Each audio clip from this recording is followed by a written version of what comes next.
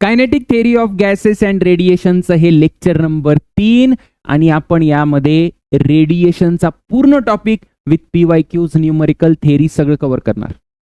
Radiation मधून कमीत कमी 1 ते 2 प्रश्न सीईटीला दरवर्षी असतात, म्हणून हे लेक्चर पूर्ण बघा, काहीही स्किप करू नका. याच्यात मी सगळे न्यूमरिकल्स PYQ सगळं कव्हर केलंय. मागचं केटीजीचे 2 लेक्चर बघितले नसतील तर ते बघून घ्या, कारण तिथून सुद्धा 2 प्रश्न पक्के आहेत.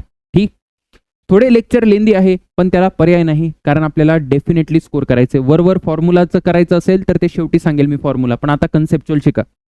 सगळ्यात पहिले रेडिएशन काय सर? रेडिएशन तर आपण काय शिकतोय? रेडिएशन ऑफ हीट म्हणजे काय?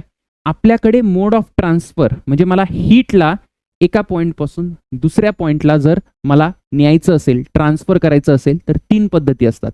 एक असतं कंडक्शन, दुसरं असतं कन्व्हेक्शन आणि तिसरं असतं रेडिएशन. आपण काय शिकतोय? Radiation. So it is a mode of heat transfer. Radiation is the transfer of heat from in the form of electromagnetic waves. So वेव्सच्या फॉर्म मध्ये हीटचा ट्रान्सफर होतो. जसं याचं उदाहरण आहे की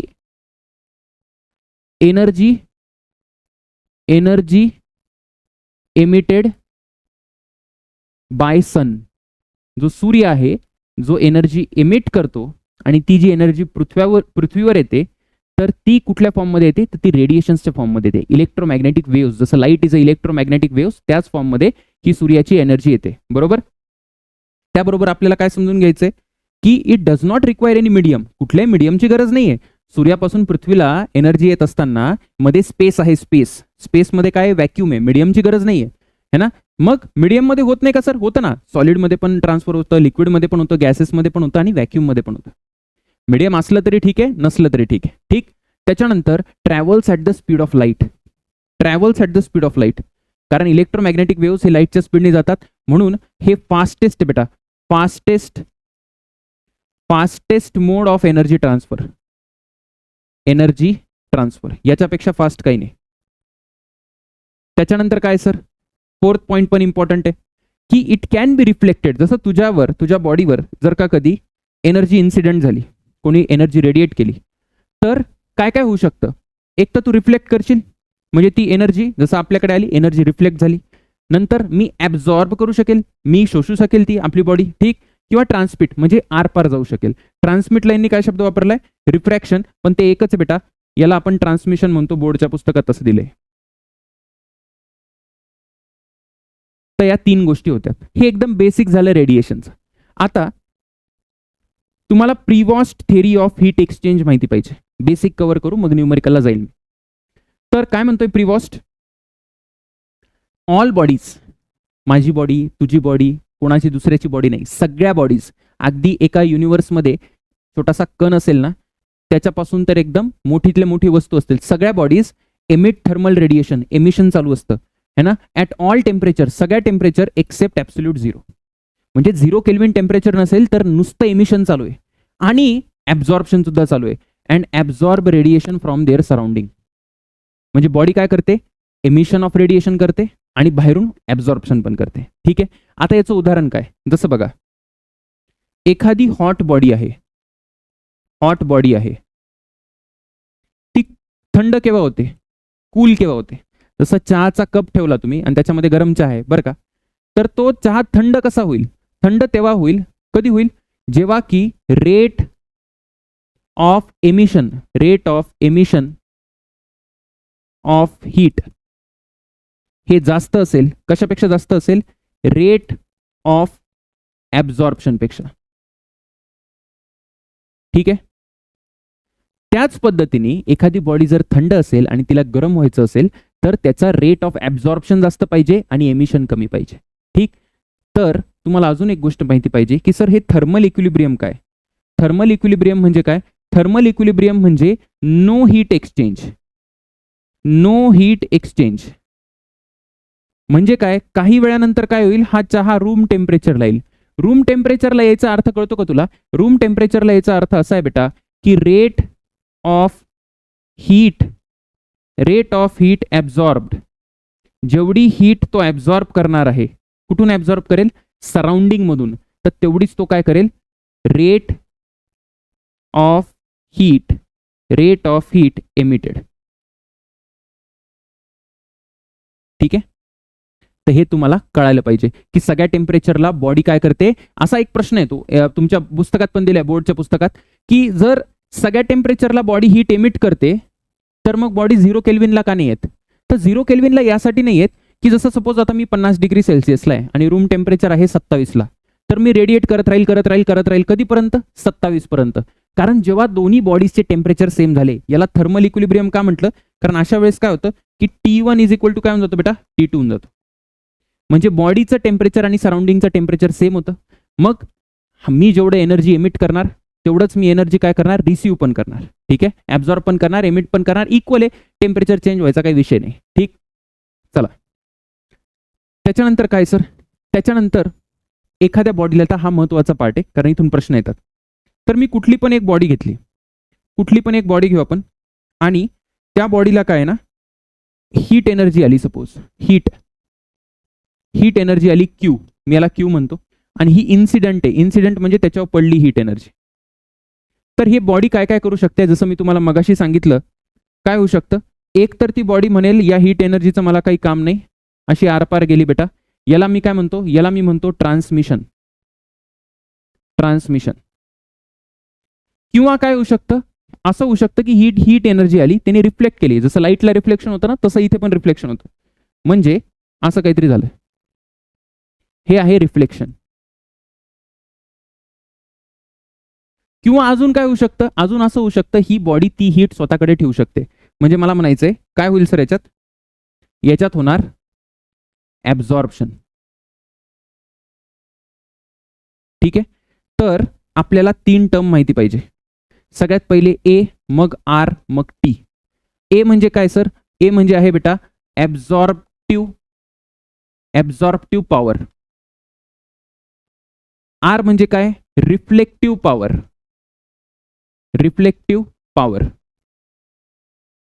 आणि टी म्हणजे काय, ट्रान्समिटिव्ह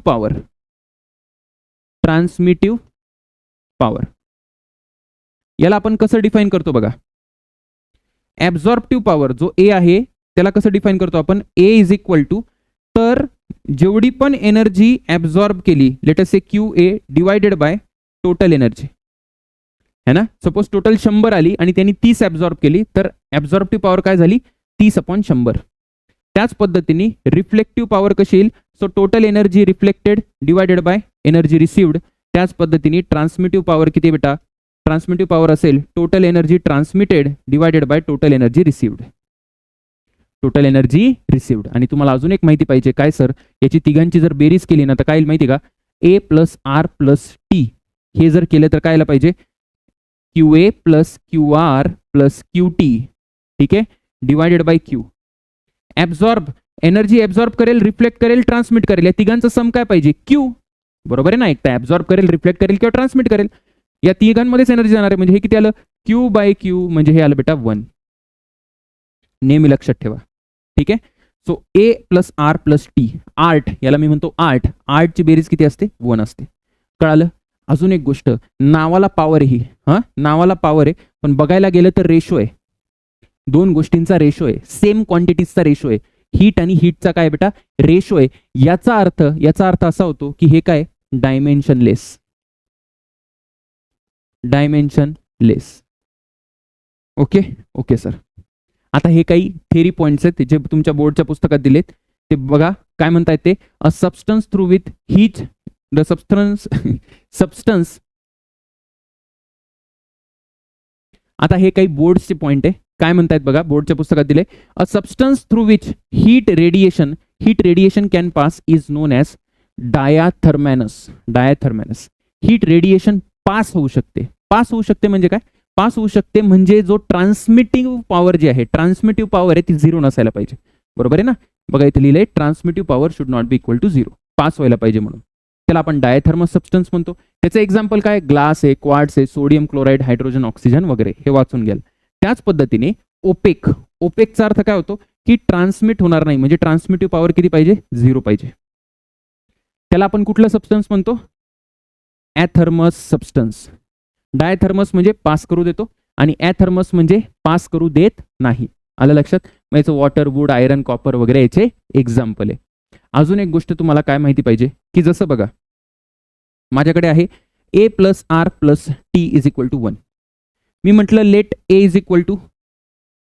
ए इज इक्वल टू 0 म्हटलं म्हणजे काय की एखाद्या बॉडीने ॲब्झॉर्प्शन केलंच नाही. मग आता ॲब्झॉर्प्शन नाही केलं तर एक तर रिफ्लेक्शन करेल किंवा ट्रान्समिशन करेल. ए 0 झाला म्हणजे आर प्लस टी काय यायला पाहिजे 1. म्हणजे ए जर 0 झाला तर R plus T is equal to 1 म्हणजे आर पण जास्त आहे आणि टी पण जास्त आहे. हां ठीक आहे, होऊ शकतं की आर जास्त आहे टी कमी आहे वगैरे त्यांचं कॉम्बिनेशन, पण ए 0 झाल्यामुळे या दोघांना हाय राहायचा चान्स मिळाला. म्हणून मी असं म्हणतो की हे काय ना, हे पुअर ॲब्झॉर्बर आहे, पुअर ॲब्झॉर्बर. आणि हे काय झालं गुड रिफ्लेक्टर प्लस ट्रान्समीटर आहे. हे असं जर जेनरिक स्टेटमेंटमध्ये एमसीक्यू आला तर तुम्ही करू शकता. बोर्डमध्ये याची थिअरी दिली, तुम्ही वाचून घ्याल, ठीक आहे ना. त्याच्यानंतर what is black body. Sir black body काय, कारण आता इथं ब्लॅक बॉडी शिकायचं आपल्याला. ब्लॅक बॉडी म्हणजे ती बॉडी ज्याचा कलर ब्लॅक आहे. हे असं पहिलीच शिकतो. ब्लॅक बॉडी म्हणजे कुठे बॉडी, त्याची सिंपल डेफिनेशन आहे बेटा. A perfect black body is a ideal body that absorb all the incident radiation. जेवढ्या पण रेडिएशन्स येतील तो ॲब्झॉर्ब करेल, रिफ्लेक्शन करणार नाही, ट्रान्समिशन सुद्धा करणार नाही. म्हणजे ॲब्झॉर्प्टिव्ह पॉवर त्याची 1 असली पाहिजे. सगळंच ॲब्झॉर्प्शन करतोय, बरोबर आहे. आणि रिफ्लेक्टिव्ह पॉवर 0 आणि ट्रान्समिटिव्ह पॉवर सुद्धा काय असली पाहिजे 0, बरोबर आहे की नाही. ॲब्झॉर्प्टिव्ह पॉवर 1. का बरं 1 आलं सर, कारण की ॲब्झॉर्प्टिव्ह पॉवरला कसं लिहितो आपण, ए इज इक्वल टू लिहितो बेटा क्यू ए अपॉन क्यू, बरोबर. आता सगळीच एनर्जी जर मी ॲब्झॉर्ब केली तर क्यू एला मला लिहावं लागेल Q. So Q upon Q किती आला 1. जर ए 1 आला तर आर आणि टी काय येणार आहे 0 येणार आहे. Okay sir. याचं एक्झाम्पल काय, याचं एक्झाम्पल आहे लॅम्प ब्लॅक.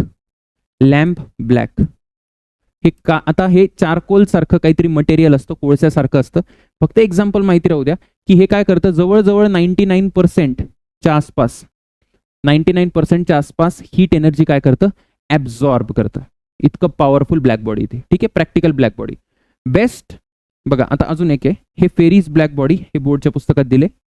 फेरीज ब्लॅक बॉडीमध्ये म्हणजे कसं ब्लॅक बॉडी कशी डिझाईन केली त्यांनी ब्लॅक बॉडी. तर ब्लॅक बॉडी डिझाईन केल्यावर काय केलं त्यांनी की एक छोटंसं ॲपरेचर इथे छोटंसं असं होल दिलं, ठीक आहे. आता इथून जेव्हा हीट एनर्जी येईल, इथून हीट एनर्जी जेव्हा आली तर हा असा जो आतला सर्क्युलर सरफेस आहे त्याला त्यांनी पॉलिश केले. पॉलिश करून काय करतात, या ज्या रेज आहे ना हे आतमध्येच रिफ्लेक्ट होत बसतात. रिफ्लेक्शन आतमध्ये झालं ना तर बाहेर जात नाही, म्हणजे आलेली एनर्जी बाहेर जात नाही, म्हणजे सगळी ॲब्झॉर्ब झाली. मग सगळी जर ॲब्झॉर्ब झाली आणि इथे बघा इथे हा डबल कोटिंग आहे. डबल कोटिंग यासाठी का इथून एस्केप करायला नको म्हणून, मध्ये ट्रॅप व्हायला पाहिजे म्हणून. मग सगळं जर ॲब्झॉर्प्शन झालं तर it is a black body. हे बेसिक आहे, फक्त तुम्हाला सांगायचं, फक्त एक उद्देश आहे की जर आलं फेरी ब्लॅक बॉडीचं प्रिन्सिपल तर तुम्हाला सांगता यावं. त्याच्यानंतर best absorber is a best emitter of heat. यालाच आपण किर्चॉफ लॉ म्हणतो. हा पुढे सांगेल मी. किर्चॉफ लॉ हा करंटवाला किर्चॉफ लॉ नाही आहे, हा वेगळा किर्चॉफ लॉ आहे.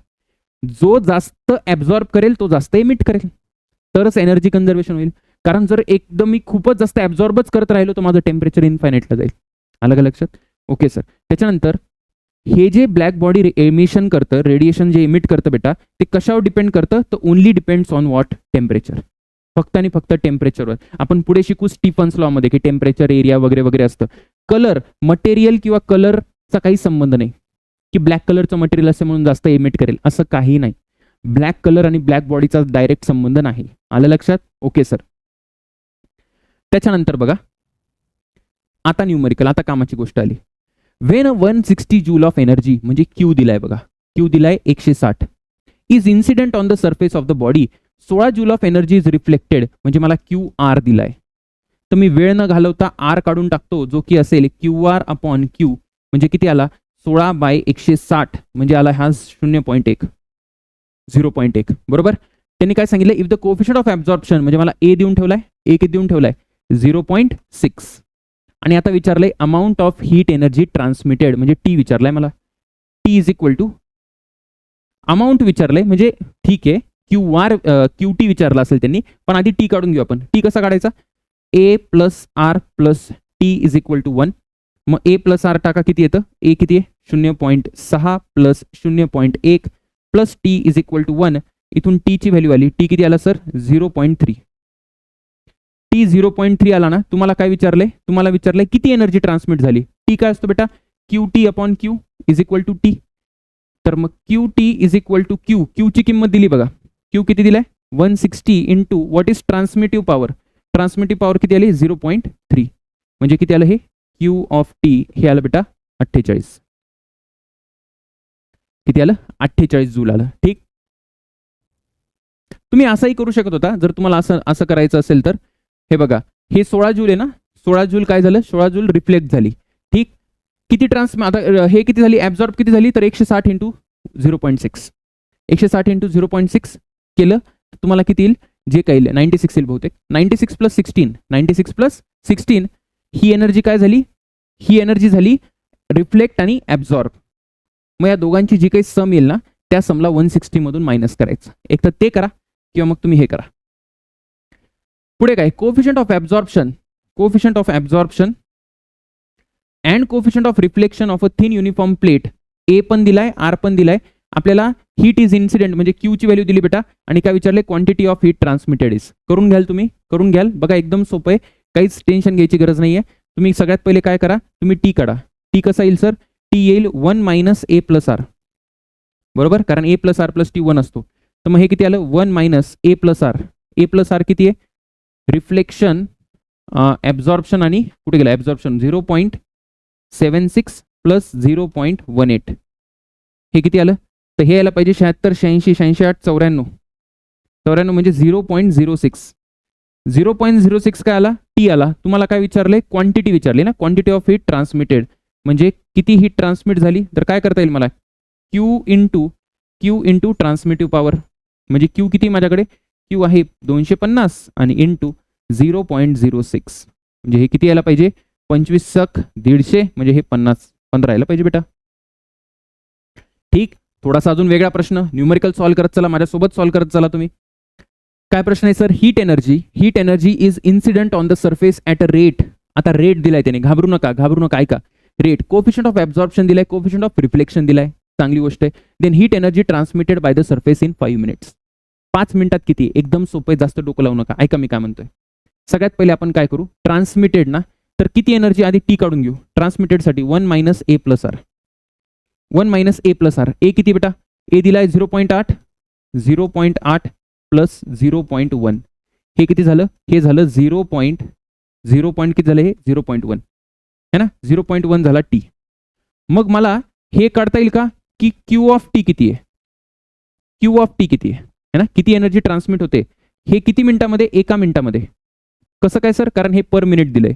मला क्यू ऑफ टी किती येईल, तर 1000 इंटू 0.1 किती आलं, हे 100 जूल. मग आता मला सांगा 100 जूल ही एका मिनिटात होते. ठीक आहे, मग 5 मिनिटात किती होईल, 5 मिनिटात किती होईल 500 जूल. अरे होईल की नाही 500 जूल, बी आन्सर. अरे काय अवघड आहे का, मला सांगा बरं, अवघड आहे का, लॉजिक लावा रे, घाबरू नका. एक तर तुम्ही फिजिक्सला घाबरायची गरज नाही, गडबड करत जाऊ नका. पुढे बघा, heat energy is incident on the surface at the rate दिलाय त्यांनी पर मिनिट, घाबरू नका. A plus R represents, A आणि R coefficient of absorption reflection, energy transmitted in T minutes.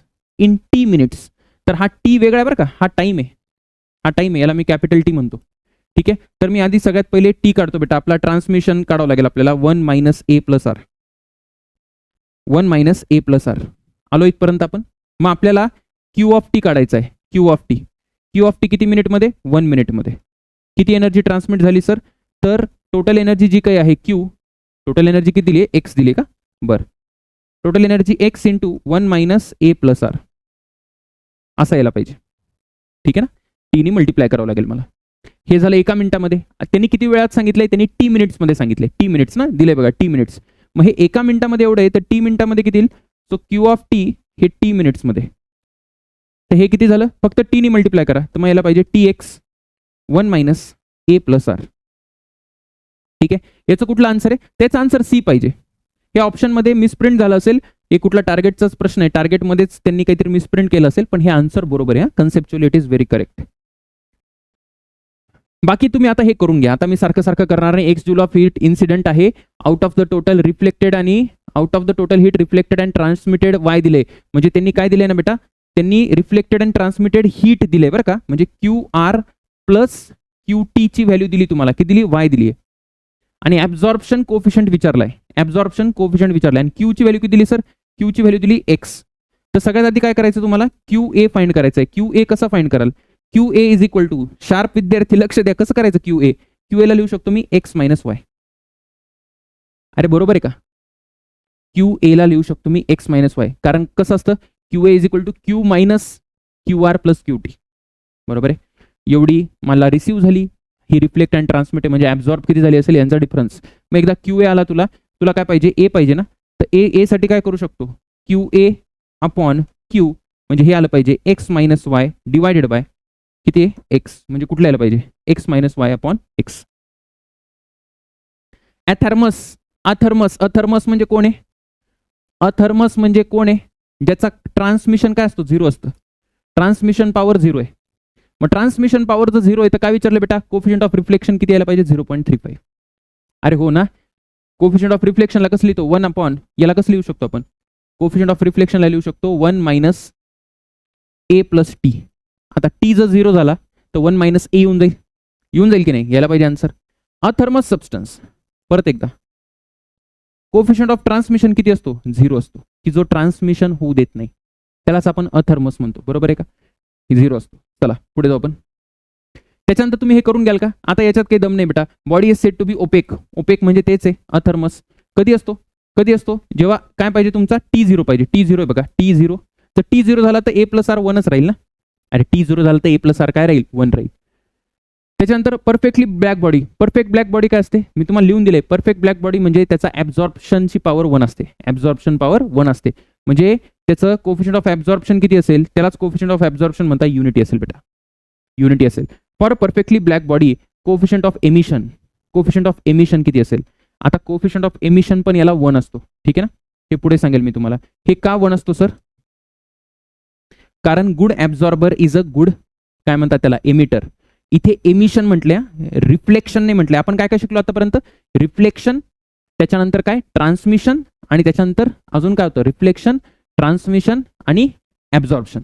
इथे म्हणतायत एमिटर, तर एमिशन वाला जो आहे ना, कोफिशियंट ऑफ एमिशन त्याचा काय असतो, तर त्याचा 1च असतो, काही प्रॉब्लेम नाही. मी हे सांगेल, पुढे सांगेल, काळजी करू नका.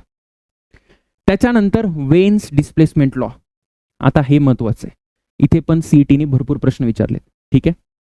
काय सर, सगळ्यात पहिले हा लॉ काय सांगतो, तर एक ब्लॅक बॉडी जी आहे, एक ब्लॅक बॉडी आहे, ती रेडिएशन करते ॲट ऑल टेम्परेचर्स. आपण बघितलंय एमिशन होते प्रिवॉस थेरी ऑफ गॅस एक्सचेंजनी. आता एमिशन होत असताना ते इलेक्ट्रोमॅग्नेटिक वेव्हमध्ये होतं, म्हणजे वेगवेगळ्या वेव्हलेन्थ असतात. जसं लोखंड जेव्हा तुम्ही तापवता, लोखंड तापवल्यानंतर एका टेम्परेचरला ते लाल दिसायला लागतं बघा, भट्टीमध्ये जर गेला तर तुम्हाला दिसेल. लालचा अर्थ काय होतो, की त्या पर्टिक्युलर वेव्हलेन्थची एनर्जी सगळ्यात जास्त रेडिएट होतीये. लाल रंग म्हणजे पर्टिक्युलर वेव्हलेन्थची एनर्जी सगळ्यात जास्त रेडिएट होतीये.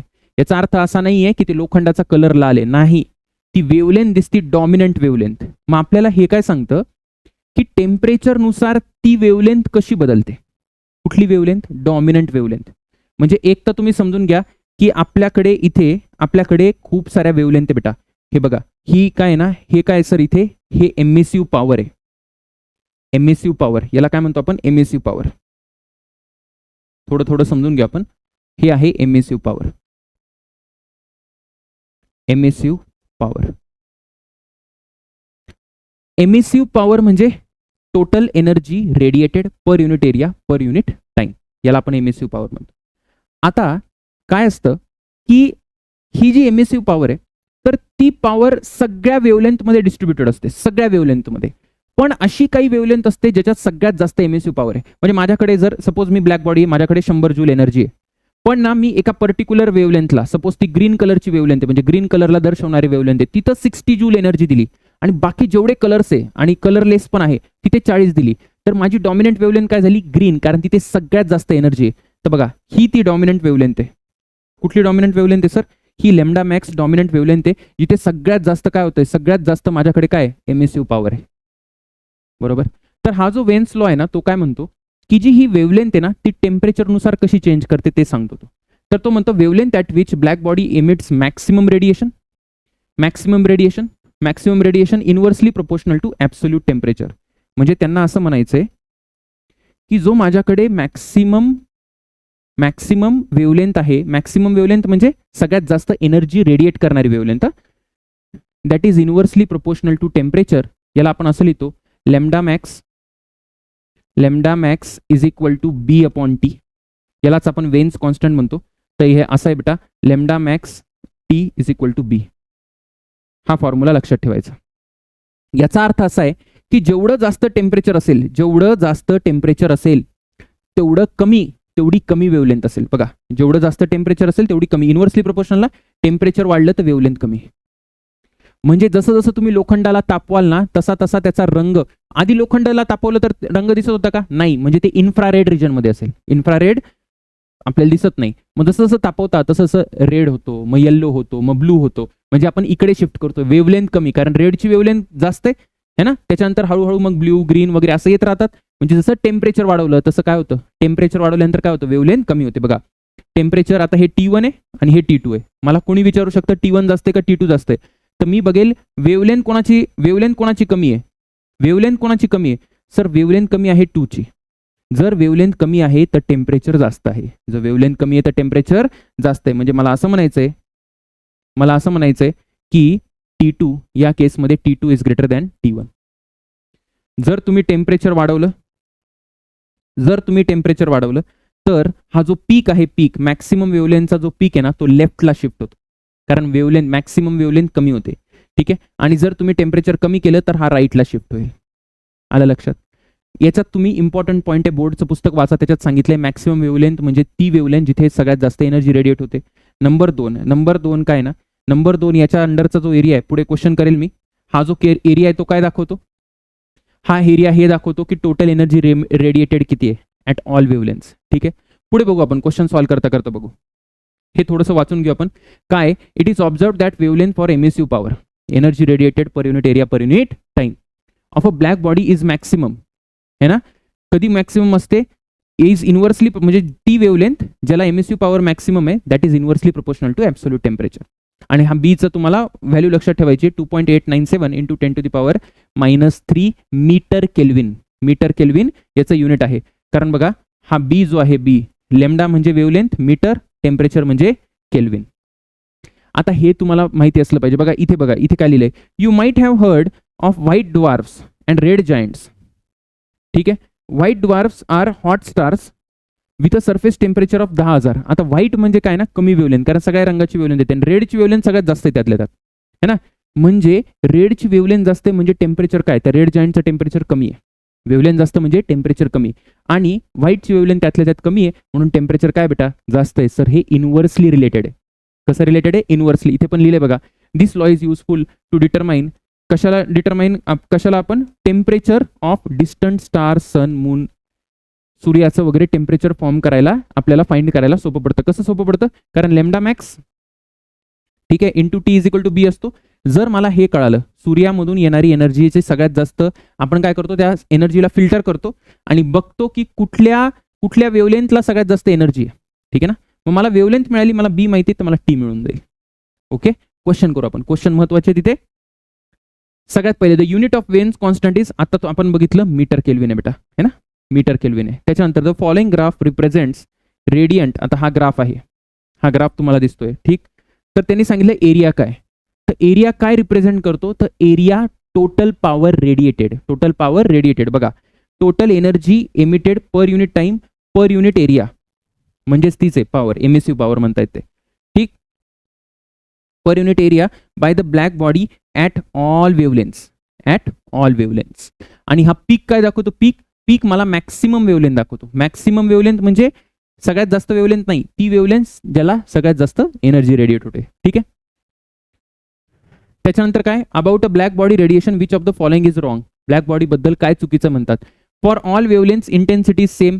बिलकुल नाही. सगळ्या वेवलेंथसाठी इंटेन्सिटी सेम असते का? नाही. का? कारण एक पीक येतो, एका पर्टिक्युलर वेवलेंथला पीक येतो. For shorter wavelength intensity is more. असं काही नाही. शॉर्टर वेवलेंथसाठी असं नाही म्हटलं. For longer wavelength intensity is less. नाही. All wavelengths are emitted by a black body. हे बरोबर आहे. All wavelengths are emitted by black body. हे थोडी सांगितलं की for shorter wavelength intensity is more. कुठे दाखव बरं मला, कुठे सांग बरं. शॉर्टर वेवलेंथ कुठे गेली आपली? इथे शॉर्टर वेवलेंथ आहे बघ, शॉर्टर वेवलेंथ आहे. हां, इंटेन्सिटी मोठी आहे का? नाही, बिलकुल मोठी नाही बेटा. ठीक आहे, तर असं काही नसतं. हे चांगला प्रश्न आहे बरं का, कन्सेप्च्युअल प्रश्न आहे हा. इथे काय म्हटलंय? All wavelengths are emitted by black body. बरोबर, ब्लॅक बॉडी सगळे ऍब्झॉर्ब करते आणि सगळे एमिट करते. त्याच्यानंतर in a spectral distribution of black body radiation the wavelength corresponding to maximum intensity. Maximum इंटेन्सिटीची वेवलेंथ काय? Increases with increase in temperature? नाही. Does not change? नाही. काय? डिक्रीजेस. आपण बघितलं ना, lambda is inversely proportional to T. म्हणजे जर टेम्परेचर वाढवलं तर वेवलेंथ काय होईल? कमी होईल सर, कमी. Okay okay. Iron nail changes is colour from red to orange. आत्ताच सांगितलं ना तुम्हाला, red to orange, orange red change करतो आणि मग नंतर ब्लूइश व्हाईट चेंज करतो. म्हणजे काय होत असणार आहे? टेम्परेचर वाढत असणार आहे म्हणून वेवलेंथ कमी होते. ठीक आहे. When heated in strongly in flames, हे बघितले आपण. तर हे कुठला लॉ आहे बेटा? हाच वेन्स डिस्प्लेसमेंट लॉ आहे. Temperature of two stars. आता हे न्यूमरिकल कसे करायचे बघा, सोपेत, एकदम सोपेत, गडबड करू नका, नीट लक्ष द्या. Temperature of two stars are in the ratio. टेम्परेचरचा रेशो दिलाय आणि wavelength of maximum intensity, wavelength of maximum intensity of the first star is, पहिल्याची वेवलेंथ दिली आहे. ठीक आहे, याला कसं करायचं बघा, रेशोचे प्रश्न आहे. Lambda is inversely proportional to temperature असतो.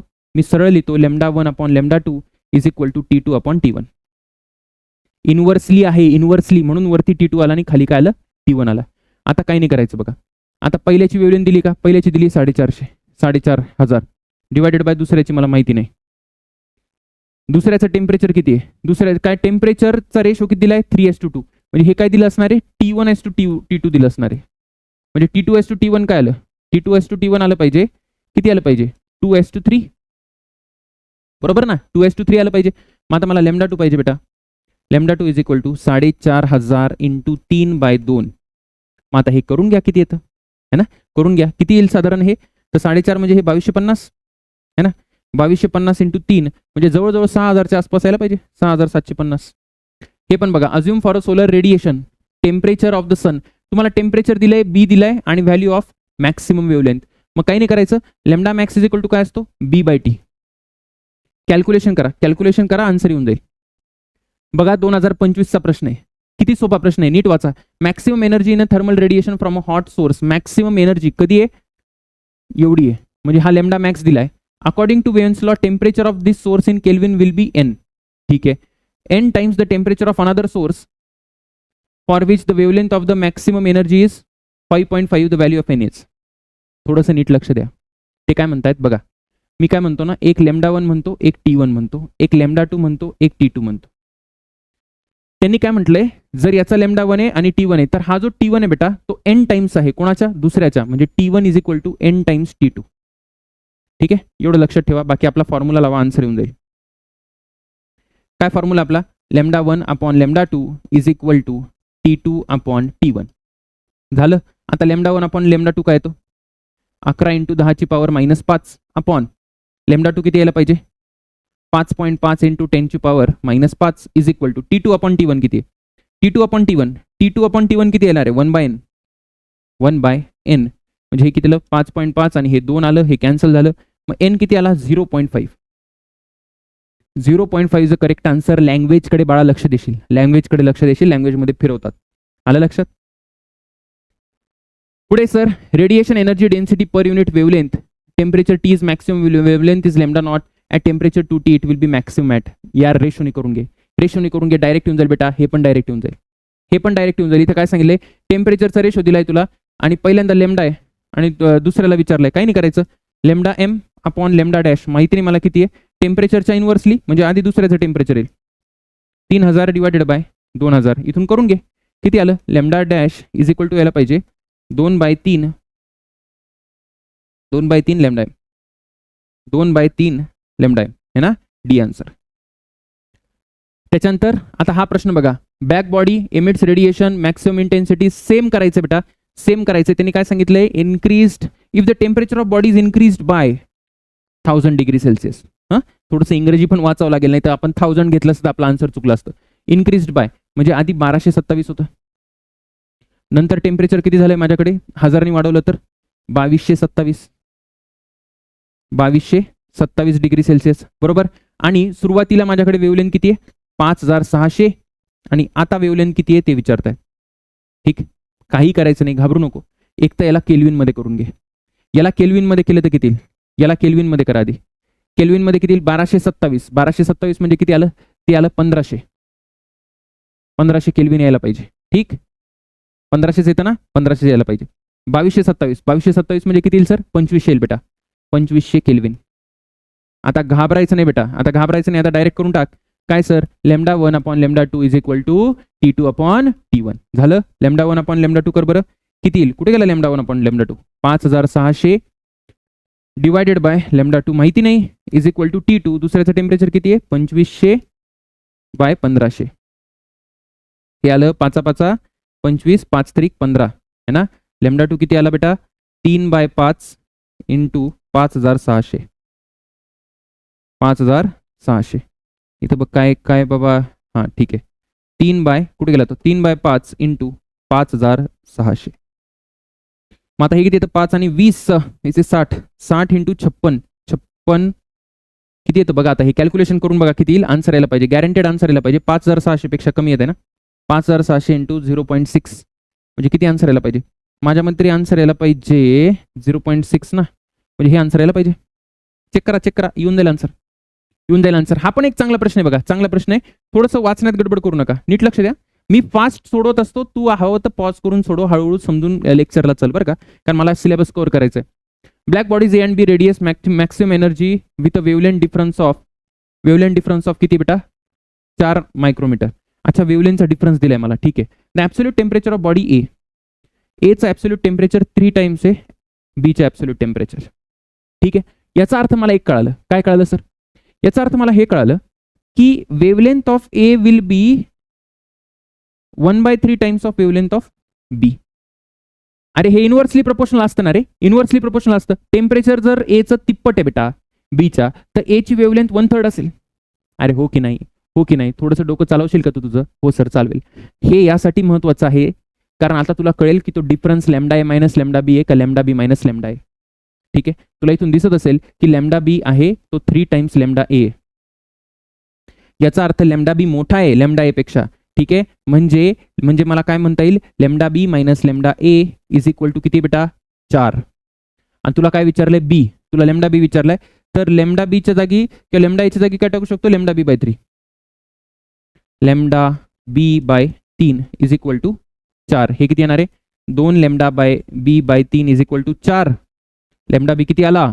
λ बी आला सर 4 आणि 2 2 किती आला बेटा? 6. 6 आला 6. Black body emits the radiation of maximum intensity temperature. करून घ्या यार, करून घ्या. सोपे सोपे प्रश्न आहे. हा बघ कसा सुंदर प्रश्न आहे, हा बघ कसा सुंदर प्रश्न आहे. काय प्रश्न आहे सर? Frequency corresponding to which energy emitted by is maximum may vary with the temperature. कसला कसला ग्राफ आहे? मगाशी मी ग्राफ सांगितला नाही, एक सांगतो ऐका. ग्राफ तर तसा बघितला पण लॅम्डा मॅक्स आणि टेम्परेचरचा ग्राफ सांगतो. असं तो ग्राफ कसला होता? तो इंटेन्सिटी किंवा एमएसयू पॉवर वर्सेस वेवलेंथचा होता. याचा ग्राफ कसा येतो? याचा ग्राफ असा येतो बघ, रेक्टँग्युलर हायपरबोला. इथं टेम्परेचर, इथं वेवलेंथ. ठीक आहे, असा ग्राफ येईल. पण त्यांनी काय विचारलं? त्यांनी इथे फ्रिक्वेन्सी घेतली आणि खाली टेम्परेचर घेतले. आता फ्रिक्वेन्सी कसं येणार? फ्रिक्वेन्सी कसं येणार बघा. इलेक्ट्रोमॅग्नेटिक वेव्हसाठी तुम्हाला माहिती असेल की स्पीड ऑफ लाईटला लिहू शकतो मी F into frequency into wavelength. C is equal to F lambda असतं. ठीक आहे, मग वेवलेंथला काय लिहिता येईल? मला वेवलेंथला लिहिता येईल सी बाय एफ. ठीक, म्हणजे मला असं लिहिता येईल बघा, lambda max into T is equal to B आहे. मग आता बघा लॅम्डा मॅक्स, लॅम्डा बघा जेव्हा लॅम्डा मॅक्स असतो ना तेव्हा एफ मिनिमम असतो. पण एवढ्या डिटेलमध्ये जरी नाही गेले तुम्ही तर तुम्ही एक लक्षात ठेवा की याला असं लिहू शकतो बघा मी, नीट लक्ष दे, S C upon F minimum into T is equal to B. लॅम्डाला फक्त सी अपॉन एफ लिहिलं. लॅम्डा जेव्हा मॅक्सिमम तेव्हा फ्रिक्वेन्सी मिनिमम.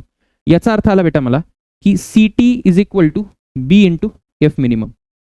बरं, याचा अर्थ असा आला T is directly proportional to F minimum.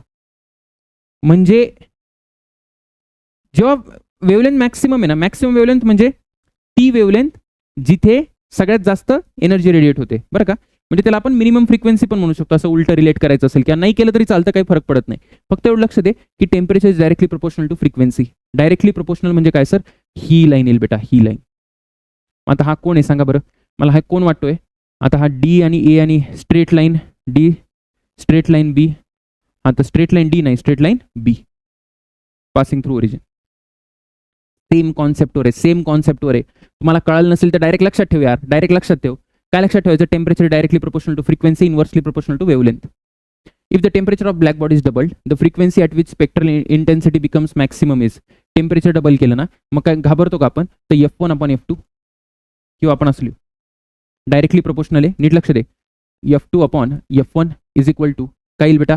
T2/T1. T1/T2 नाही, T2/T1 डायरेक्टली प्रोपोर्शनल आहे यार, डायरेक्टली प्रोपोर्शनल आहे.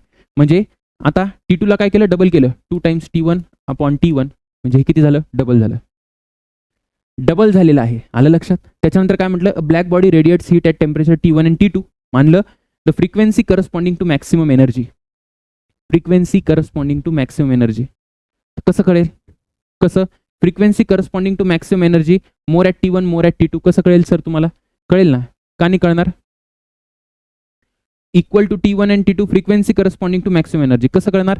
तर मला माहिती आहे की frequency is directly proportional to temperature. ज्याचं टेम्परेचर जास्त त्याची फ्रिक्वेन्सी जास्त.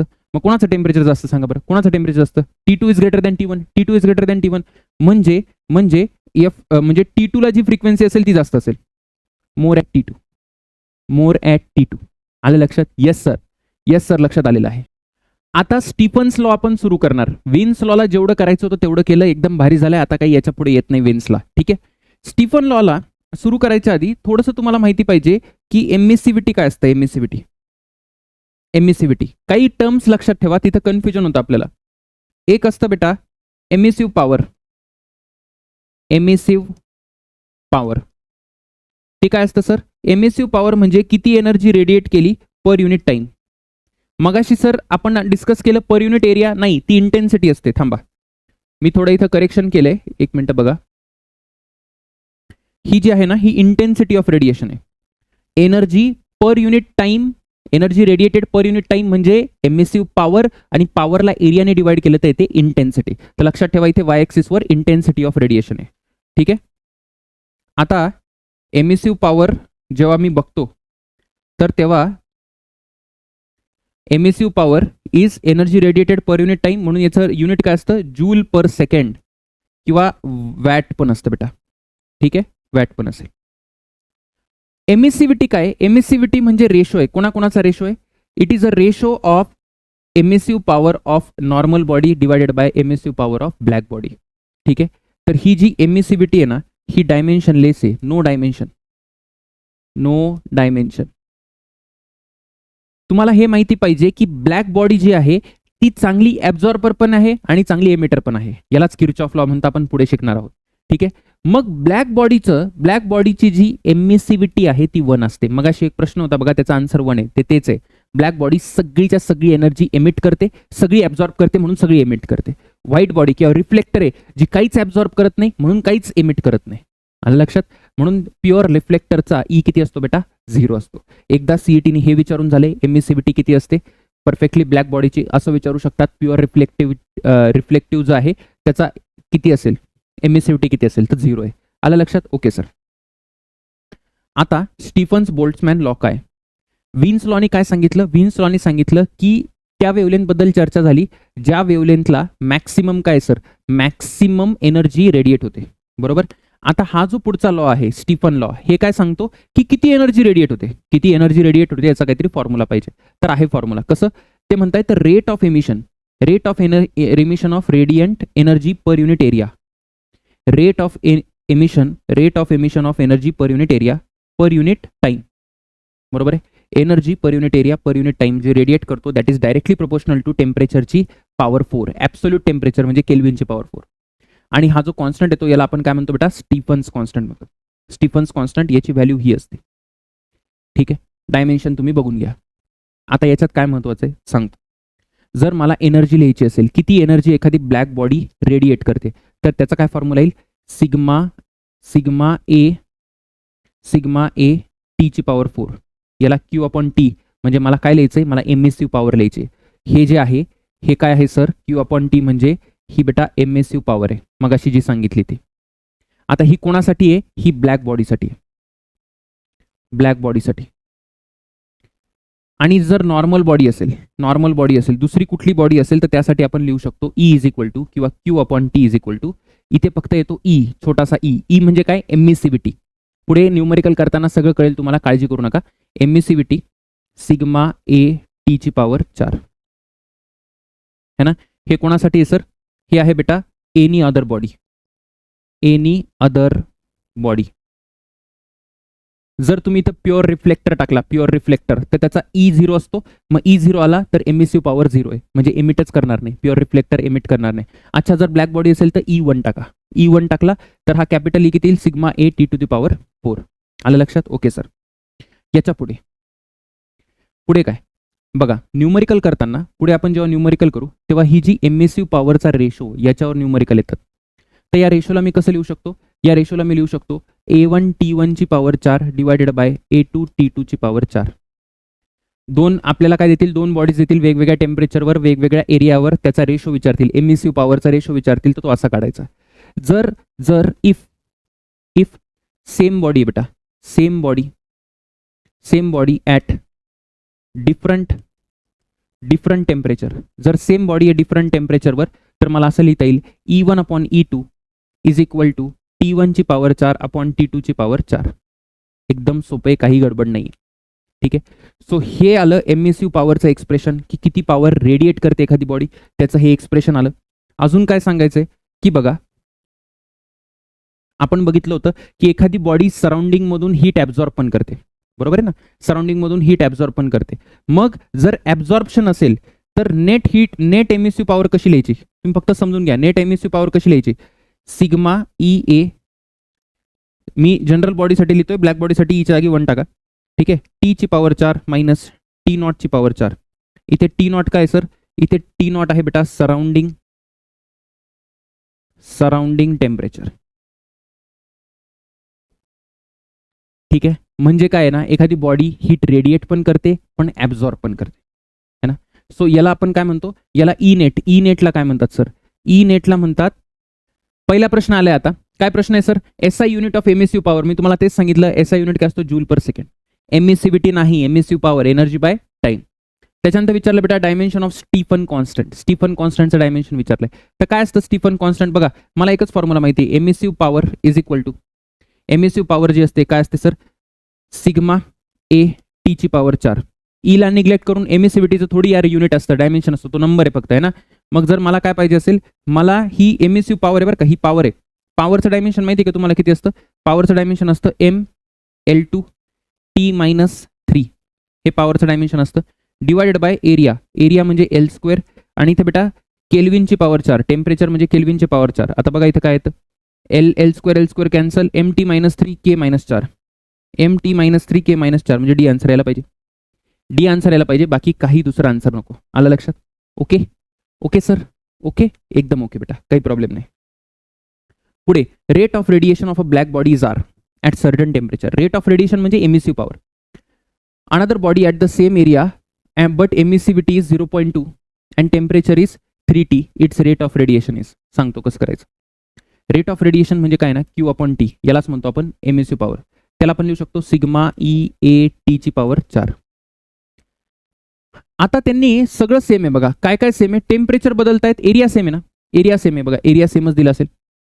Another body has same area, म्हणजे मी कसं लिहितो बघा, ही जी एमिसिव्ह पॉवर आहे बेटा, याला असं लिहायचं E1 अपॉन E2. रेशोज जरा तुम्ही करायला शिका. E1 upon E2 is equal to E1 T1 ची पॉवर 4 अपॉन E2 T2 ची पॉवर 4, डायरेक्ट असेल. ठीक आहे. तर मग E1 आता पहिले कुठली आहे, पहिली ब्लॅक बॉडी दिसते का तुम्हाला, ब्लॅक बॉडीचा E1 किती आहे, 1. पहिल्याचं टेम्परेचर किती आहे, T ची पॉवर 4.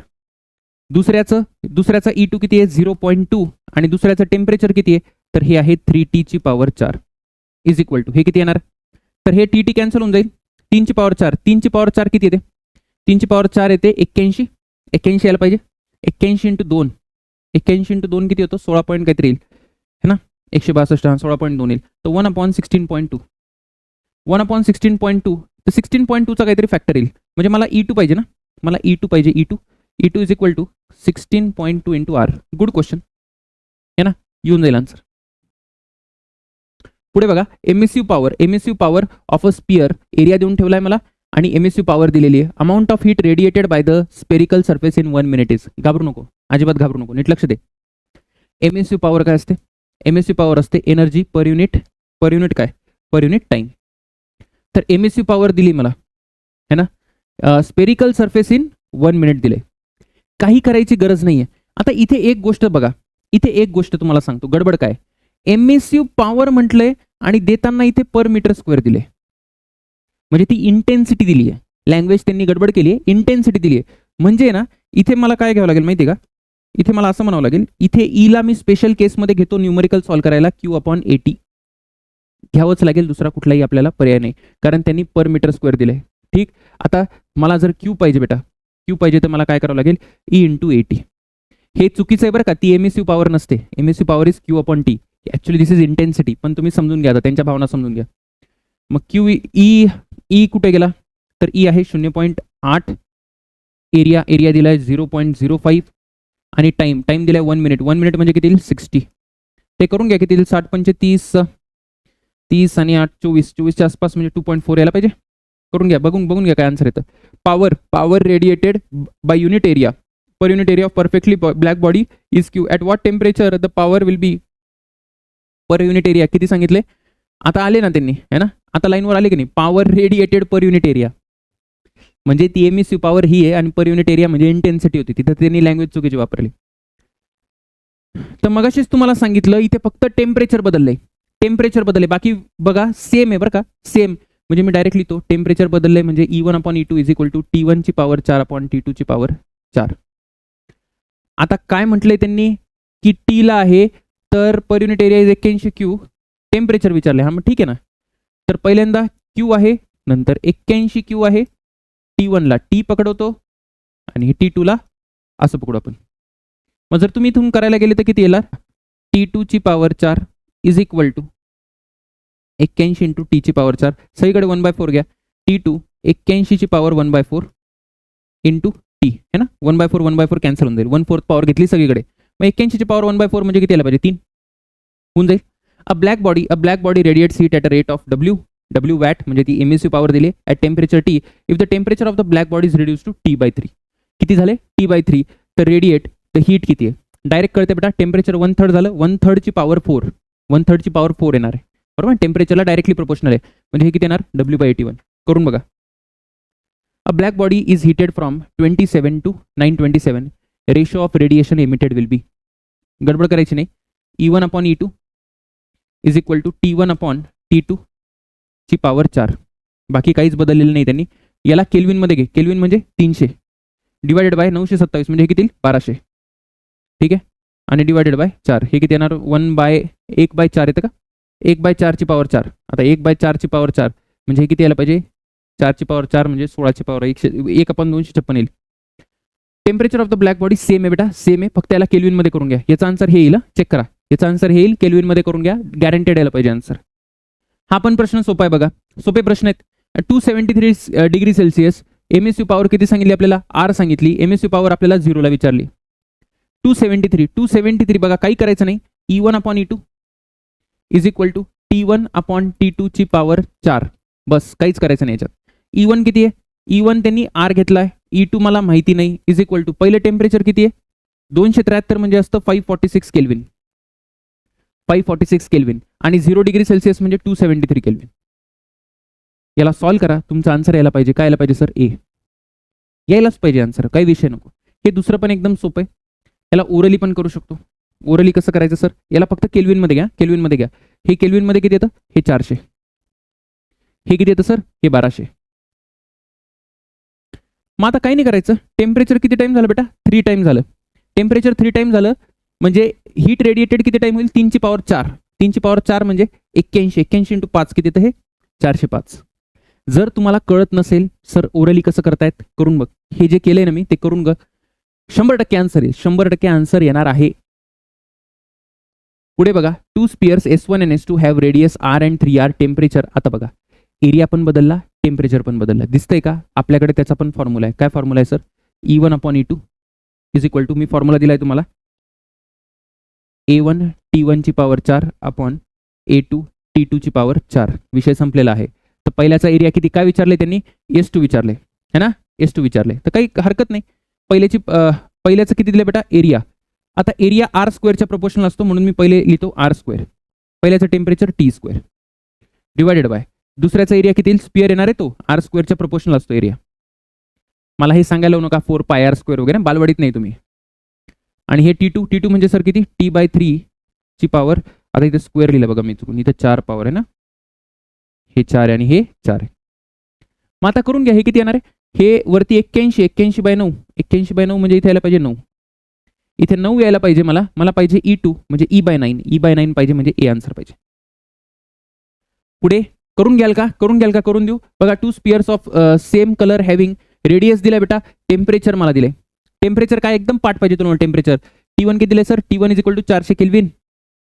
T2 किती दिलाय sir, T2 is equal to 527. 527 म्हणजे किती असेल, 527 म्हणजे असायला पाहिजे किती असायला पाहिजे, 73 600 आणि 800 केल्विन. आणि काय म्हटले त्यांनी, रेडियस दिलाय बघा, R1 देऊन ठेवलाय 8 आणि R2 किती देऊन ठेवलाय 2. आणि पुढे काय म्हटलंय, रेशो ऑफ एनर्जी, एनर्जीचा रेशो विचारला. अरे काय चोर आहे प्रश्नामध्ये, E1/E2 इज इक्वल टू, आता मी डायरेक्ट लिहितो 8/2 upon 2/2. Area A1/A2 into T1 किती बेटा, 400/800 आणि याची पॉवर 4. तर हे किती येणार आहे बघा बरं, 64/4 म्हणजे 16 इंटू हे येईल किती यायला पाहिजे, 16 आणि 1/2 म्हणजे इथे पण 16च यायला पाहिजे. बरोबर करतोय का मी, 16/16 म्हणजे किती यायला पाहिजे, 1. हा करून घ्या यार होमवर्क करून घे बेटा. पुढे काय सर, अरे हे पण सोपं आहे, किती करू बे आता, किती प्रश्न करावे सांग बरं.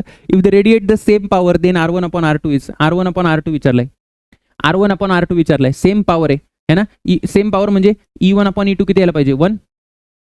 E1/E2 1 आहे, पण E1/E2 ला आपण कसं लिहितो, R1 चा स्क्वेअर T1 ची पॉवर 4 अपॉन R2 चा स्क्वेअर T2 ची पॉवर 4. अरे असंच लिहितो ना आपण. त्यांनी काय विचारलंय तुला, त्यांनी विचारलंय बेटा R1/R2, चल करून दे तुला, T2 अपॉन T1 ची power 4 is equal to R1/R2 चा स्क्वेअर. दोन्ही साईडला रूट घेऊन टाक, तुला काय येईल, R1/R2 is equal to T2 upon T1 चा स्क्वेअर. कुठला आन्सर यायला पाहिजे, T2 अपॉन T1.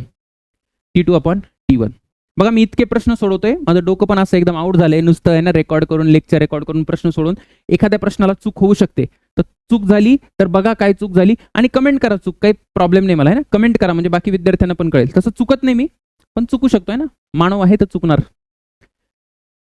चांगला प्रश्न आहे, एक वेगळं व्हेरिएशन, जे दुसऱ्या फॉर्म्युल्याचं व्हेरिएशन आहे. काय, if a black body at 400 kelvin is surrounded by atmosphere. बघा ॲटमॉस्फिअरचं टेम्परेचर दिले, has a rate of cooling R0, rate of loss of heat सांगितलं होतं ना मी तुम्हाला, तेच आहे. आणि the same body at 900 is surrounded by the same atmosphere, then have the rate of cooling nearly. बघा एक लक्षात ठेवा, रेट ऑफ कुलिंग आहे ना, that is directly proportional to काय असेल बेटा, T ची पॉवर 4 मायनस T0 ची पॉवर 4. हे मी लिहून दिले तुम्हाला, Q/T is equal to sigma EA T ची पॉवर 4 मायनस T0 ची पॉवर 4. तर सिग्मा EA तर कॉन्स्टंटच आहे, म्हणजे मी असं म्हणू शकतो R1/R2 is equal to T ची पॉवर 4 मायनस T0 ची पॉवर 4 है ना, आणि T2 ची पॉवर 4 मायनस T0 ची पॉवर 4. T0 तर सेम आहे कारण ॲटमॉस्फिअर सेम आहे, काही विषय नको तिथे. मग आता काही नाही बेटा, पहिल्यांदा किती सर, 400 आहे ना, 400 ची पॉवर 4 मायनस 300 ची पॉवर 4 डिवायडेड बाय किती यायला पाहिजे, इथे यायला पाहिजे 900 ची पॉवर 4 मायनस 300 ची पॉवर 4. सर आता हे कॅल्क्युलेशन कसं करायचं बघा, 100 तर उडून जाईल ना, 100चा काही प्रश्न नाही. बघा मी करतो याचं कसं येईल, 4 ची पॉवर 4 म्हणजे 16 म्हणजे 256 येतं, ते 256 मायनस 81 डिवायडेड बाय हे किती यायला पाहिजे, आता 9 ची पॉवर 4 करावं लागेल, 81 इंटू 81, अरे बापरे, 81 इंटू 81 आणि हे येतं मायनस 81 है ना, मायनस 81, 300 पॉवर 4 म्हणजे 81, म्हणजे हे किती आलं, हे आलं 256 मधून 81 गेले. आता 256 मधून 81 गेले तर किती होतात, 256 मधून 81 जर गेले तर 256 मधून 100 म्हणजे 156 प्लस 19 166 175 175 डिवायडेड बाय हे किती यायला पाहिजे 81 इंटू 80 बरोबर आहे का 81 इंटू 80 आता हे जर करायला गेलं तर 5 5 त्रिक 15 आणि हे 2 म्हणजे 5 5 25 आणि हा 16 एवढं खतरनाक यायला लागले 35/16 इंटू 81 रिलेचं हेच आन्सर येईल बरं का ती सीईटी वाल्याने दिलं नाही ते त्यांची चूक आहे this is the final answer हे पण करून घ्या होमवर्क सेम लॉजिक आहे बेटा सेम लॉजिक मी सांगितलं तुम्हाला कसं करायचं पुढे काय हे जरा माझे फेवरेट प्रश्न आहेत हे फेवरेट प्रश्न आहेत काय प्रश्न आहे sir 3 disc XYZ having radius 2 metre 3 metre आणि 6 मीटर रिस्पेक्टिव्हली मानलं are coated on the outer surface the wavelength आता इथे वेवलेंथ दिली बेटा वेवलेंथ दिली आणि पॉवर विचारली आहे पॉवर तर तुला तर हेच माहिती येणार तुला काय माहिती सर मला माहिती होतं E1/E2 तुम्ही सांगितलं होतं की जर का कधी आता इथे रेडियस दिली ना म्हणजे A1 T1 ची पॉवर 4 अपॉन A2 T2 ची पॉवर 4 असंच येणार आहे बरोबर जर बाकी सगळं सेम आहे तर एरिया आणि टेम्परेचर बदललं पण आता इथे वेवलेंथ दिली आहे पण तुला माहिती आहे ना तुला काय माहिती आहे सर मला हे माहिती आहे की lambda is directly inversely proportional to temperature Wien's law माहिती की नाही हे विन्स लॉ नुसार तर अशा वेळेस काय करायचं याला असंही लिहू शकतो हा फॉर्म्युला लक्षात ठेव A1/A2 असंच राहील आणि वरती काय येईल सर वरती येईल बेटा वरती काय येणार आहे λ2/λ1 ची पॉवर 4 आलं लक्षात कारण टेम्परेचरला मी 1/λ लिहू शकतो तर हे लक्षात ठेव तुझं कल्याण होऊन जाईल आयुष्यात आता काळजी करू नको आता येऊन जाईल बघा आता मला सांगा की कोण मॅक्सिमम आहे तर कोण मॅक्सिममसाठी आता तुम्हाला काय करावं लागेल so E is directly proportional to area आलं आणि इनव्हर्सली प्रोपोर्शनल टू लॅम्डाची पॉवर 4 आलं हे कळालं का तुम्हाला इनव्हर्सली प्रोपोर्शनल टू लॅम्डाची पॉवर 4 कारण डायरेक्टली प्रोपोर्शनल टू टेम्परेचरची पॉवर 4 म्हणजे इनव्हर्सली प्रोपोर्शनल टू लॅम्डाची पॉवर 4 झालं आता एरिया बघा पहिल्याच्या केसमध्ये किती आहे एरिया पहिला किती आहे डिस्क किती आहे 2 म्हणजे 2चा स्क्वेअर येईल 2चा स्क्वेअर आणि वेवलेंथ किती बघा वेवलेंथ आहे 300 ची पॉवर 4 दुसरं किती येते E2 is directly proportional to किती आहे 3चा स्क्वेअर अपॉन 400 ची पॉवर 4 आणि E3 येणार आहे E3 is directly proportional to किती येतो 6चा स्क्वेअर अपॉन 500 ची पॉवर 4 आता हे कसं बघणार की कोण मॅक्सिमम आहे बघा इथे जर बघायला गेलं ना 100 तर सगळीकडे कॉमन आहे थोडंसं असेल 4/3 ची पॉवर 4 म्हणजे किती येणार आहे 81 इंटू 10 ची पॉवर 4 हे काही येऊ दे बाकीचं काही संबंध नाही मला मी फक्त इकडचे टर्म बघतो 4/81 9 हे किती येतं 9/256 का 9/256 आणि हे 5 25 125 625 36/625 ठीक आहे तर हे कॅल्क्युलेट करा आणि बघा काय आन्सर येते ठीक आहे ना थोडासा कॉम्प्लेक्स प्रश्न आहे कारण हे कॅल्क्युलेशन तुम्हाला करावं लागणार आहे पण this is right way to do it ठीक आहे अजून एखादा प्रश्न बघू आपण अशा टाईपचा हा प्रश्न आहे बघा हा 2025 आलाय सेम टाईपचा प्रश्न आहे थोडंसं कॅल्क्युलेशन इथे परत एकदा करावं लागणार तुम्हाला इथं मे बी सोपं कॅल्क्युलेशन आहे त्यातल्या त्यात इथे कसं येईल आरचा स्क्वेअर एरिया आहे ना आरचा स्क्वेअर आणि लॅम्डाची पॉवर 4 म्हणजे इथे बघा 1 स्क्वेअर अपॉन 200 ची पॉवर 4 त्याच्यानंतर इथे काय येणार आहे इथे येईल 2 स्क्वेअर अपॉन 300 ची पॉवर 4 आणि नंतर येणार आहे 3 स्क्वेअर अपॉन 400 ची पॉवर 4 त्याच्यापैकी कोण जास्त आहे बघा 1 इथे 16 येत आहे इथे 4/81 येत आहे 4/81 म्हणजे किती 1/20 च्या आसपास येतं ते 1/20 च्या आसपास आणि ते 9/256 येत आहे तर निश्चितपणे 9/256 म्हणजे जर याला 8 पकडलं तर 8/256 म्हणजे किती येतं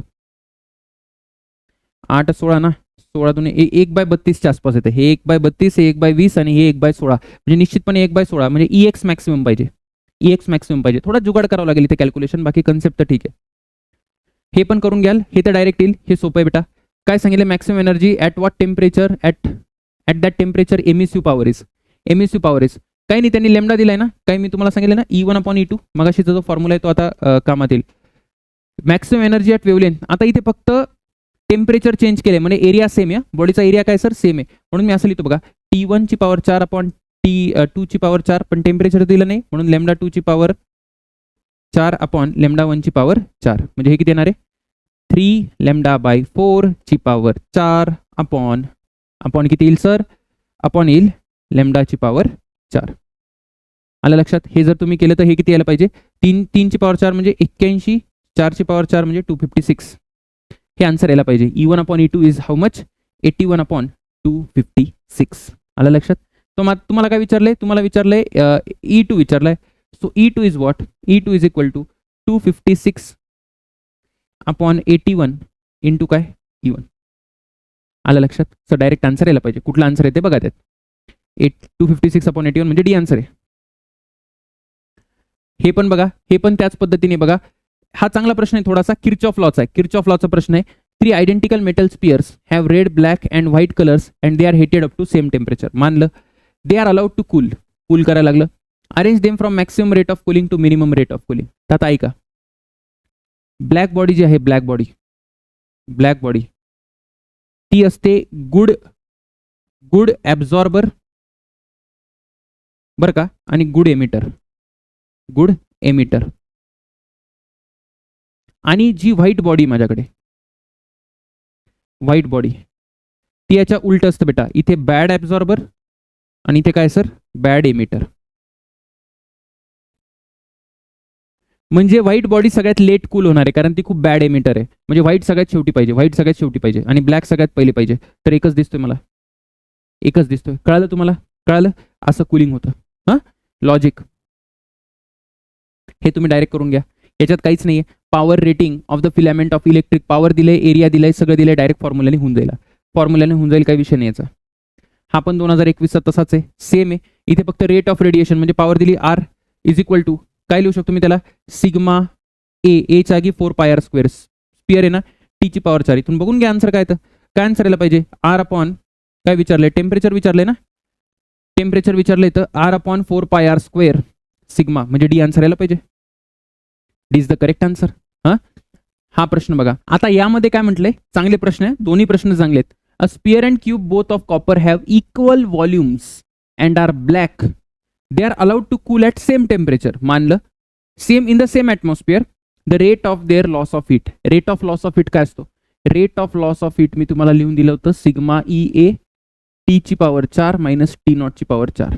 बाकी सगळं सेम आहे बेटा. ते ब्लॅक आहे, सिग्मा सेम आहे, टेम्परेचर सेम आहे, सराउंडिंग सेम आहे. म्हणजे रेट ऑफ कुलिंग जो आहे, rate of loss of heat किंवा रेट ऑफ कुलिंग जो आहे, त्याला असं लिहिता येईल A1 अपॉन A2. थोडंसं तुम्हाला हिंट देतो, सॉल्व तुम्हाला करायचंय.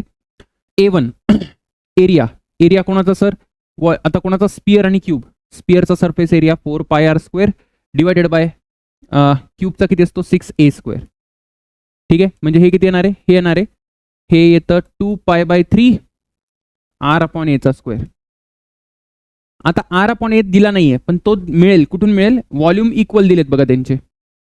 4π/3 R cube is equal to A cube. इथून तुम्हाला काय मिळणार आहे ना, R/A. इथे R/A टाकावं लागेल. R/A किती मिळेल, इथून R/A केला तर 3 अपॉन 4π, 3 अपॉन 4π ची पॉवर 1/3, 3 अपॉन 4π ची पॉवर 1/3. आता हा इथे टाकायचा आणि ऑप्शन मॅच करायचं. कॅल्क्युलेशनला मजा येते हा याची. हा कॅल्क्युलेशनचा प्रश्न आहे. याच्यानंतर थोडंसं कॅल्क्युलेशन आहे, हे तुम्हाला मी काम देतो, हां करत बसा. त्याच्यानंतर पुढचा प्रश्न, अ स्पियर क्यूब आणि thin circular plate all of made of same material. काही काही प्रश्न एकदम चांगले. तुम्हाला वाटत असेल सर हे तर काहीतरी वेगळंच करताय, आम्हाला हळूहळू कळतंय, हळूहळू कळत नाहीये. बेटा मी तुम्हाला तेच सांगतोय, मी सगळं कव्हर केले. आपण प्रिपरेशन 50चं करू यार, पडतील 40, 45, 47, 42, काय माहिती नाही आता पेपर कसा येईल त्याप्रमाणे. पण चांगलंच होणार एवढं 100% गॅरंटेड आहे this. All of same material having the same mass are heated to the same temperature. सगळं सेम आहे बेटा. काय सांगितलंय की रूम टेम्परेचरला कोण पटकन पोहोचतं. तर इथे रेट ऑफ कुलिंगचाच कन्सेप्ट आहे ना. रेट ऑफ कुलिंग जो आहे that is directly proportional to area. कारण टेम्परेचर वगैरे सगळं सेम आहे बघा, सगळ्यांचं सेम मटेरियल आहे, सेम टेम्परेचर आहे, सगळं सेम आहे. फक्त स्पियर क्यूब आणि थिन सर्क्युलर प्लेट हे काय असतील, वेगवेगळं असतील. म्हणजे काय म्हणतात त्याला, एरिया वेगवेगळा असू शकतो त्यांचा. आता कसं करणार सर, एरिया कसं करणार. आता तुम्हाला काय सांगितलंय, सेम मटेरियल आणि सेम मास दिले बेटा. थोडा चांगला प्रश्न आहे. मास सेम आहे, मासला लिहू शकतो मी डेन्सिटी इंटू व्हॉल्यूम, बरोबर. आणि व्हॉल्यूमला पण काय लिहू शकतो मी, व्हॉल्यूमला लिहू शकतो एरिया इंटू थिकनेस. हे झालं मास. मास सेम आहे, डेन्सिटी सेम आहे, ठीक आहे. आता मास सेम डेन्सिटी सेम म्हणजे area into thickness is constant. कळत आहे का? Area into thickness. Area into thickness का लिहिलं सांगेल मी तुम्हाला. Area into thickness is volume. ठीक. आता जो बेटा area is inversely proportional to thickness, हे तुम्हाला कळायला पाहिजे. जेवढं थिन मटेरियल आहे, जेवढं थिन मटेरियल आहे तेवढा एरिया जास्त येईल. कारण मला एरिया इंटू थिकनेस काय कॉन्स्टंट आहे. फक्त टॉपर्ससाठी हा प्रश्न आहे, सगळेच टॉपर्स आहेत, फक्त समजायचा प्रयत्न करा. म्हणजे सगळ्यात थिन कोण आहे? थिन कोण आहे सगळ्यात थिनेस्ट? सर सगळ्यात थिन असेल म्हणजे सगळ्यात कमी ज्याचं काय म्हणतात त्याला थिकनेस असेल तो कोण आहे? तर तो आहे, काय नाव आहे त्याचं? Circular plate. Circular plate. बरोबर. म्हणजे सर्क्युलर प्लेटचा एरिया मॅक्सिमम असेल. एरिया कोणाचा मॅक्सिमम असेल? सर्क्युलर प्लेटचा एरिया मॅक्सिमम असेल. आणि रेट ऑफ कुलिंग कशाला डिपेंड करतं? एरियावर डिपेंड करते. मग रेट ऑफ कुलिंगचा एरिया डिपेंड करते म्हणजे सगळ्यात जास्त कोण सगळ्यात जास्त कोण होणार आहे? Circular plate. Circular plate reaches. ठीक आहे, कळालं तुम्हाला? हे लॉजिक लक्षात ठेवा. हा प्रश्न येऊ शकतो. मी दोन्ही प्रश्न यासाठी घेतले कारण हे 2023 एकदाच विचारले. सीईटी परत 2026ला विचारू शकते, काहीही सांगता येत नाही कारण एकचदा विचारलेले प्रश्न येते. हा, व्यवस्थित करा बेटा. हे त्याच्यानंतर किर्चॉफ लॉ. शेवटाला आलोय आपण. किर्चॉफ लॉ काय असतो सर? किर्चॉफ लॉ एकदम सोपा आहे.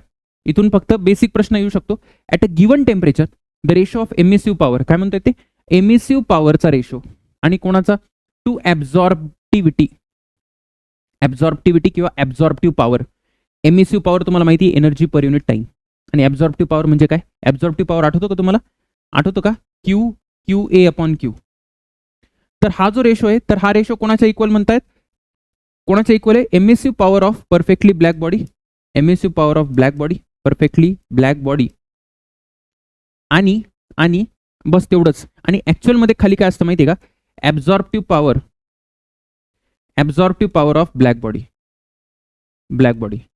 ठीक आहे, पण ही व्हॅल्यू किती असते? What is absorptive power of black body? That is 1. म्हणून आपण याला कसं लिहितो? याला मी डायरेक्ट लिहितो emissive power of black body. ठीक आहे, मग याचा अर्थ काय होतो की बघा ई आणि एचा रेशो काय? कॉन्स्टंट आहे. ज्याची एमिसिव्ह पॉवर जास्त, आता एमिसिव्ह पॉवर ज्याची जास्त त्याची ॲब्झॉर्बिव्ह पॉवर पण जास्त पाहिजे. सो दॅट हा जो रेशो आहे तो कॉन्स्टंट राहिला पाहिजे. कारण emissive power of the black body, आता लेटेस्ट से एखाद्या टेम्परेचरला ब्लॅक बॉडीची काहीतरी एमिसिव्ह पॉवर आहे. ठीक, आणि मी दुसरी बॉडी घेतली,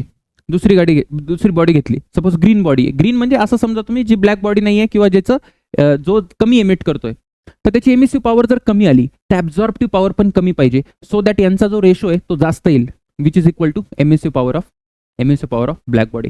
म्हणजे तुम्हाला फक्त तुम्ही एवढं लक्षात ठेवा, हे इक्वेशन लक्षात ठेवा, जास्त डेप्थमध्ये एक्सप्लेन नाही करणार. याच्यावरून आपल्याला काय सिद्ध होतं? गुड ॲब्झॉर्बर्स, हे लक्षात ठेवायचं. Good absorbers are good emitters. फक्त एवढं लक्षात ठेवा. ठीक आहे, this is nothing but what? Kirchhoff's law. हा किर्चॉफ लॉ आहे. आता थोडे पर्सेंटेजचे प्रश्न जे आयडियल गॅसमध्ये राहिले होते, बस 1-2 प्रश्न घेतो, मग आपलं केटीजी आणि रेडिएशन संपले. Wien the pressure of the gas, काही प्रश्न आहे बघा, इथे 2.3 नाही आहे, इथे 2.5 आहे. थोडंसं चेक कराल एकदा. Content in a vessel is increase by 2.5%. प्रेशरला आहे ना, प्रेशर किती वाढले? 2.5% वाढले. तर ते म्हणतायत the temperature of the gas is increase by 4 kelvin. म्हणजे टेम्परेचर किती झालं? T+4 झालं. कळतंय तुम्हाला? टेम्परेचर T+4 झालं. The initial temperature of gas is, initial temperature म्हणजे त्यांनी टी विचारलाय किती. तर याला कसं करायचं माहिती का? बघा, PV is equal to nRT. आणि content in a closed vessel म्हणजे काय? कंटेंट इन अ क्लोज्ड वेसलचा अर्थ असा होतो की व्हॉल्यूम काय बेटा? कॉन्स्टंट आहे. व्हॉल्यूम कॉन्स्टंट आहे आणि क्लोज्ड वेसल म्हणजे मोल्स पण कॉन्स्टंट झाले. म्हणजे मी असं म्हणू शकतो काय? P1/T1 is equal to P2/T2. बरोबर आहे? P/T चा रेशो कॉन्स्टंट असेल कारण व्हॉल्यूम N R सगळं कॉन्स्टंट आहे. Okay sir? ओके. आता थोडंसं नीट लक्ष द्या. जर मी P1ला आता 2.5% निवडलं बरं का, P1ला काय पकडायचं? P1ला मी काय पकडतो? P1ला 100 पकडतो. माझी मर्जी 100 पकडायचं की नाही, है ना? कारण रेशो आहे, रेशोच्या प्रश्न असं चालतं. बघा कसं करतोय. डिवायडेड बाय टेम्परेचर, सुरुवातीचं टेम्परेचर T आहे, नंतर 2.5% वाढलंय. 100ला 2.5% वाढवणे म्हणजे किती होणे? 102.5. 102.5 डिवायडेड बाय T+4. आलं लक्षात? डिवायडेड बाय किती सर? T+4. आता काही नाही करायचं बेटा, कारण फायनल टेम्परेचर तर T+4 आहे. मग आता इथे आलं 100T + 400 इज इक्वल टू किती यायला पाहिजे? 102.5 T प्लस, हां बस तेवढंच यायला पाहिजे. ठीक आहे ना? याला जर तुम्ही डिफरन्स घेतला तर किती? 400 इज इक्वल टू 2.5 T. मग टी किती यायला पाहिजे? 400 2.5 ना, म्हणजे 5/2 2/5 2/5 5 1 जा 5 8 जा, म्हणजे याचा आन्सर येतं 160. 160 आन्सर येतं. हा 2025ला आलेला चांगला प्रश्न आहे. हा टॉपर्स, मी म्हटलं ना तुम्हाला हे खूप चांगले प्रश्न आहे. असे प्रश्न जर एक्झामला नाही जरी आले तरी ठीक आहे, कारण एक्झाममध्ये एवढं करणं आता काही जणांना सोपा वाटू शकतो, काही जणांना सोपा वाटू शकतो. डिपेंड करतं की तुमचं स्टेट ऑफ माइंड काय त्यावेळेस. मी पर्सेंटेजचे प्रश्न कसे सॉल्व्ह करायचे ते सांगतोय तुम्हाला. At a constant temperature increasing the pressure of the gas by 5%, volume will decrease by, बघा काय काय कॉन्स्टंट टेम्परेचर आहे, PV is equal to NRT. Temperature constant आहे म्हणजे हे सगळंच कॉन्स्टंट आहे, N आणि R पण कॉन्स्टंट आहे. ठीक. मग आता काय म्हटलंय? व्हॉल्यूम कितीने डिक्रीज होईल म्हटलंय. हे असे प्रश्न कसे करायचे? टेम्परेचर कॉन्स्टंट आहे म्हणजे P1V1 is equal to P2V2. नीट लक्ष द्या मी कसं करतोय. प्रेशरला कितीने इन्क्रीज केलं? 5%नी. आधी प्रेशर घेतलं मी 100. ठीक, याला V1 राहू दे बेटा, नंतर प्रेशर झालं 105. बिंदास चालतं अशा रेशोच्या प्रश्नामध्ये. ठीक, हे 100 झालं, हे 105 झालं. इथपर्यंत आलो आपण. आता तुम्हाला V2 मिळेल. V2 किती आला? V2 आला 100/105 इंटू V1, म्हणजे हे झालं बेटा 20/21 V1. तुम्हाला काय विचारलंय? तुम्हाला विचारलंय की व्हॉल्यूम कितीने डिक्रीज झाला. कितीने डिक्रीज झाला? डिक्रीज कसं काढायचं? डिक्रीज कसं काढायचं? डिक्रीज पर्सेंटेज डिक्रीज, म्हणजे कसं येईल? Percentage decrease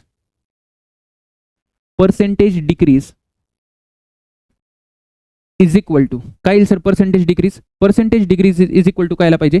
V1 - V2. नेहमी कंपॅरिझनला आपण इनिशियलनी कंपॅरिझन करतो, डिक्रीज किंवा इन्क्रीजला. पर्सेंटेज म्हटलं तर इंटू 100, म्हणजे हे किती आलं? V1 - V2 करा बरं.